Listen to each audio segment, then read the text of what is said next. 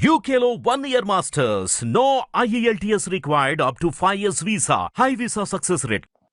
Cinema వాళ్ళు రాజకీయాల్లోకి వెళ్ళటానికి అసలు ఎందుకు అబ్జెక్షన్ ఏంటి? మన మనుషులమే, మనం సిటిజన్స్, భారత పౌరులం మనం. సో ఈ ప్రతి పౌరుడికి మన కాన్స్టిట్యూషన్ ప్రకారం ఏ పనైనా చేసుకోవచ్చు. ఎక్కడైనా, ఏ రాష్ట్రంలో అయినా, ఎక్కడైనా, దేశంలో ఎక్కడైనా కాన్స్టిట్యూషన్ నెంబర్ ఏదో ఉంది, 1920 ఏదో ఉంటుంది.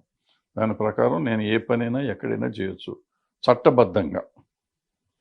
సో నేను రాజకీయాల్లోకి నేను వెళ్ళే అర్హత నాకు ఉంది. నాకంటే సినిమా ఇండస్ట్రీలో ఉన్న ప్రతి మనిషికి ఉంది, ఇక్కడ ఈ సిటిజన్ ఆఫ్ ఇండియా కాబట్టి. ఇకపోతే రాజకీయ నాయకులు సినిమా వాళ్ళని అనటానికి వాళ్ళకి అర్హత లేదు. సినిమా వాళ్ళు కేవలం వ్యాపారం చేసుకుంటానికే వచ్చారు ఇక్కడికి. ఇంకొకటి ఏంటంటే వీఆర్ డ్రీమ్ మర్చెంట్స్, అంటే మనం కళలు అమ్ముకునేవాళ్ళం. రాజకీయ నాయకులు స్వార్థంతో వాళ్ళు త్యాగం చేస్తానికి వచ్చారు. వాళ్ళ జీవితాలు త్యాగం చేసి ప్రజల జీవితాలు కాపాడటానికి. అంటే మన కళలు వాళ్ళు సాకారం చేయాలి, మన కళలు నిలబెట్టేవాళ్ళు. సో వాళ్ళు మూసుకుని వాళ్ళ పని వాళ్ళు చేసుకుంటూ ఉండాలి. నేను డబ్బు తీసుకున్నానా తీసుకోలేదు అడుగుతానికి వాడేవాడు. వాళ్ళ విజయసాయి రెడ్డి గారు జూలై 28వ తారీఖున రాజ్యసభలో మాట్లాడింది తప్పది. నేను ఆ రోజు చెప్పాను కదా, ఫస్ట్ మీరే స్పందించారు దాని మీద. ఇమీడియట్ గా స్పందించాను. అవును, మీకేం అధికారం? ఇప్పుడు విజయసాయి రెడ్డి గారిని నేను ఆ రోజు అడిగాను, ఈ రోజు అడుగుతున్నా. ఇవాళ 360 మంది అంతమంది కోటీశ్వరులు ఉన్నారు పార్లమెంట్లో. వీళ్ళందరికీ ఎందుకండి ఫ్రీగా ఇస్తున్నారు? వీళ్ళందరికీ జీతాలు ఎందుకు ఇస్తున్నారండి? వీళ్ళకి విమానం ఫ్రీ, ఫుడ్ ఫ్రీ, ఇల్లు free, phone free, car free, car petrol free, PA free, driver free, వంటోడు ఫ్రీ. ఎందుకు?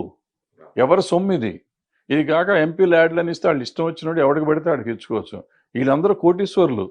వాళ్ళు చివరికి పార్లమెంట్లో టీ తాగుతుంటే మనం ఇక్కడ బయటకు మనం 3 రూపాయలు అయితే వాళ్ళు రూపాయికి టీ ఇస్తారు.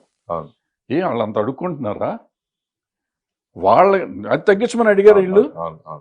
ఏమండి మేమంతా కోటీశ్వరులం. ఇప్పుడు ఆయన ఏమన్నాడు, మన ప్రజల సొమ్ముతో సినిమాలు తీసేసుకుంటున్నారు వీళ్ళు, సినిమా వాళ్ళు 100 కోట్లు తీసుకుంటున్నారు కాబట్టి వాళ్ళు కన్సిడర్ చేసి వాళ్ళు తగ్గించాలి రెమ్యునరేషన్. నేను అడుగుతున్నా, ఇప్పుడు మా సొమ్ముతో మీరు అందరూ దీంట్లో తింటున్నారు, ప్రతి రూపాయి ఫ్రీగా తీసుకుంటున్నారు.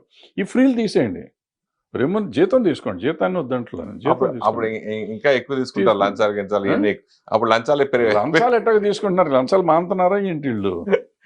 నేను లంచాల గురించి మాట్లాడతలా. లంచం ఎందుకు? అది ఎందుకంటే లంచం అది వెనక నుంచి వస్తుంది కాబట్టి దాని గురించి మాట్లాడతలా. తీసుకునే వాళ్ళు తీసుకున్నారు, లేనివాళ్ళు లేరు. నేను అనేది ఏంటంటే ఈ ముందు నుంచి వచ్చేవి ఉన్నాయి. ఇప్పుడు త్యాగం చేయాలి కదా. ఇప్పుడు నన్ను త్యాగం చేయమంటున్నావు నువ్వు. నేను బిజినెస్ చేసుకునేవాడిని, నేనేమి దీనికి రావట్లా. నాకు వచ్చే ప్రతి రూపాయి నేను సంపాదిస్తే టికెట్ కొంటే టికెట్ మీద వచ్చే రూపాయిలో 10 పైసలే ప్రొడ్యూసర్కి వస్తుంది. అంటే ప్రొడ్యూసర్ పిచ్చోడా? ఓ హీరోకి 100 కోట్లు 200 కోట్లు ఇస్తానికి అతను ఎన్ని 10 పైసలు వసూలు చేసుకుంటే అతను డబ్బు వస్తుంది? అంత కష్టమైన వ్యాపారం చేస్తూ ఇతనికి 100 కోట్లు ఇస్తున్నాడంటే అది ఎంత ఆలోచించిస్తాడు? అంత పిచ్చోడే ఇవ్వడు కదా. మరి అటువంటి వ్యాపారం చేస్తున్న వాళ్ళని ఇక్కడ నువ్వు ఏమీ చేయకుండా ఎలక్షన్లో గెలిచిపోయి మా సొమ్ముతో మిమ్మల్ని ఉద్ధరిస్తామని చెప్పి వచ్చి మొత్తం ఫ్రీగా తీసుకుంటూ దేశాన్ని దోసుకు తింటా ఉంటే మిమ్మల్ని గురించి మేము మాట్లాడాలా, మమ్మల్ని గురించి మీరు మాట్లాడాలా? ఎవరు మాట్లాడాలి? సినిమా వాళ్ళ గురించి రాజకీయ నాయకులు మాట్లాడాలి, రాజకీయ నాయకుల గురించి సినిమా వాళ్ళు యాజ్ ఇట్ ఈస్గా ప్రజలు. సినిమా వాడైనా కానీ ప్రజ. నేను రాజకీయ నాయకుడిని తిట్టే హక్కు నాకు ఉంది, కానీ నేను వ్యాపారం చేసుకునేవాడిని తిట్టే హక్కు, నేను తప్పు చేశానుకో, నేను ఇన్కమ్ ట్యాక్స్ ఎగ్గొట్టాను, లేకపోతే దొంగ రవాణా చేశాను, లేకపోతే ఏదో ప్రాసిక్యూషన్ చేశాను, నా మీద కేసు పెట్టను. చట్ట వ్యతిరేక చర్య నేను చేస్తే మాట్లాడే హక్కు నీకుంది. నా జీతాన్ని గురించి మాట్లాడే హక్కు నీకే ఉంది. నీకేమన్నా ఉంటే గట్టిగా మాట్లాడాలంటే, అయ్యో అండి సినిమాల ఇండస్ట్రీలో కార్మికులకు తక్కువ ఇస్తున్నారండి అని చెప్పు. నిజం అయ్యి ఉంటే అది నిజం అబద్ధం మేము చెప్తాం. అంతే తప్ప వాడిని తీసుకున్నాడు వీడిని తీసుకున్నాడు నువ్వే ఓడిపోయా, నువ్వు తీసుకునే దాని గురించి మాట్లాడు. నేను I would have been happy అండి. ఆయన ఏమండి మనంతా డబ్బు ఉన్నవాళ్ళం ఇంత తీసుకుంటున్నాం, ప్రజల సొమ్ము వేస్ట్ అయిపోతుంది, మనం ఇవన్నీ క్యాన్సిల్ చేద్దాం ఒక మాట అని ఉంటే అసలు ఆయన కాళ్ళకి దండం పెట్టేవాడిని.